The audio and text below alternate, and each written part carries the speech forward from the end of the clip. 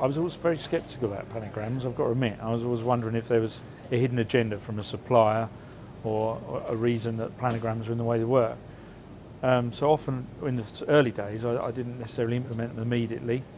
Having taken advice, definitely through Partners for Growth, and having looked and reviewed the increased sales that we've got through having up-to-date, accurate planograms, I could without doubt see the benefit. We had double-digit percentage growth often when we implemented them correctly.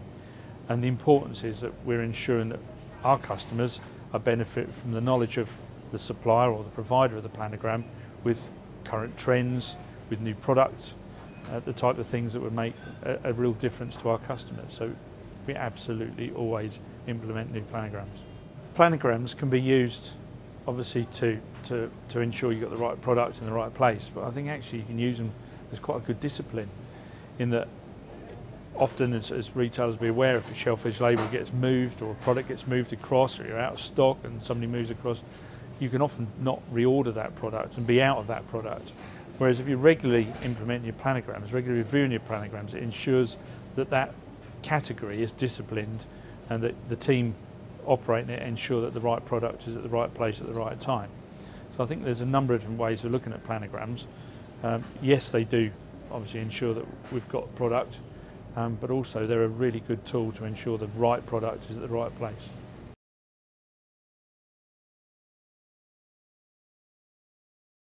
The underlying message with Partners for Growth, and there's one that I've always been pleased to associate myself with the brand, is very much that it's not biased in any way, shape or form.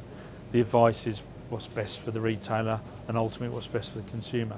So having been involved in it since 2009 with the panel, but ahead of that, it's always been because of I trust the information, I trust the brand, and having implemented it, I've also been able to openly talk about the benefits that implementing the planograms has had on turnover, has had on category growth.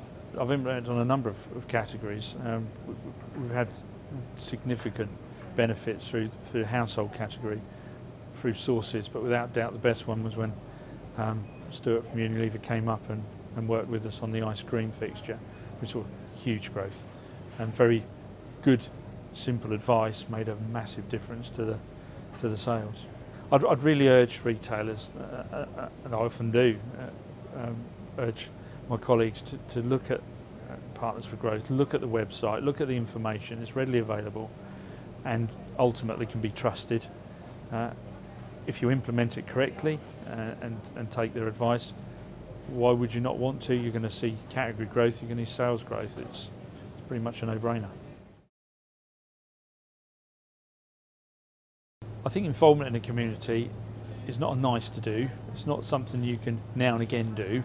It's something you need to do. And it's vital that you're seen by your customers and the community we operate in to actually pay back. With ever-growing competition from all angles, from discounters, from other operators of convenience stores, why wouldn't you want to give somebody another reason to come to your store? And actively getting involved in the local football team, actively getting involved in the local scouts, having school children come to the store is something that really does mean that people appreciate, and they genuinely appreciate, the fact that you are paying back.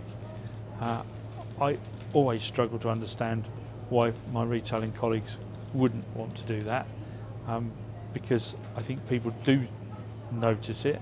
And I also think that if there is a store nearby that is actively involved in the community, that is where people will tend to do their shopping as opposed to the one that isn't. So I always recommend it, that people should actively get involved wherever they can. I think sustainability means different things to different people. I see it as doing my bit for the environment and ensuring that my carbon footprint is as small as possible. For example, doors on chillers is something that we've been doing now 4 or 5 years. I've learnt on the way. There was this notion that it was a barrier to customers. We certainly haven't seen it. I think a barrier to customers is blast chilling them when they come into your store, which is what you effectively do if you've got open deck chillers. People feel comfortable to browse in areas with doors, but also you're seeing significant energy savings. There is the upfront cost of the doors. They are probably up to a third dearer than an open deck cabinet. But whilst there's an upfront cost, there is a continual payback over the years as the doors save money. We've been involved in rainwater harvesting, for example, with one of our service stations, when the rainwater was used to operate the jet washes. Of course, yeah, upfront cost of all the harvesting equipment, tanks, etc., but huge savings when it came to not using the water. And I never felt comfortable using potable water to wash cars. I just didn't think that was the right thing to do. Bags, we've got long life bags in store, and again, that's something that I feel quite passionate about. There's the various national schemes to ensure people don't use any more bags than they have to, but for many years now we've been using the Hessian bags wherever we could, because it's the right thing to do.